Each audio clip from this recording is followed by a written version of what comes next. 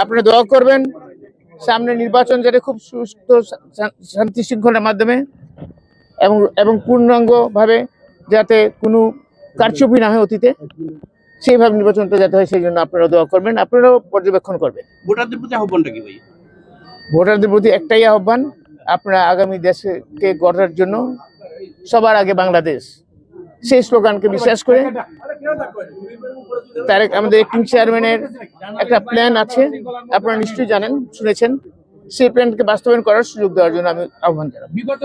একটা কথাই বলবো, আমি যদি বেঁচে থাকি ইনশাআল্লাহ তাআলা আগের চেয়ে অনেক বেশি করার চেষ্টা করব, কারণ এখন আমার দ্বিতীয় জীবন। এই দ্বিতীয় জীবনে আমার একটাই লক্ষ্য, আখেরাত। দ্বিতীয় লক্ষ্য হচ্ছে উন্নয়ন, এলাকার জনবাসীর জন্য। 3 নম্বর আমার পরিবার। নিশ্চয়ই আমি কতটুকু করবো বুঝতে পারতেছেন। আমার মাদক জুয়া পুরো 3 থানাতে আমি হইতেই দিব না। আল্লাহ রহমত করে আপনার সাহায্য করবে, আপনার আমাদের সহযোগিতা করবেন। ইসলাম সহ যে অন্যান্য ইসলামী জোট এবং সমমনা জোট হয়েছে তাদের নির্বাচনী, তারাও তো মানে জোটে নির্বাচন করছে, তাদের মানে তাদের যে অংশগ্রহণমূলক নির্বাচন, এটা নিয়ে আপনি কি বলবেন? আমি সাধুবাদ জানাবো, অবশ্যই সাধুবাদ জানাবো। নির্বাচন প্রতিযোগিতামূলক হবে এবং প্রতিযোগিতায় ওনাদের যদি জনমত বেশি থাকে উনি আসবেন, আর বিএনপির যদি জনমত বেশি থাকে বিএনপি আসবে। অবশ্যই আমি সাধুবাদ জানাই ওনাদের জোটকে।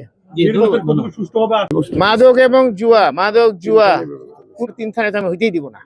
নির্বাচন প্রতিযোগিতামূলক হবে এবং প্রতিযোগিতায় ওনাদের যদি জনমত বেশি থাকে উনি আসবেন, আর বিএনপির যদি জনমত বেশি থাকে বিএনপি আসবে।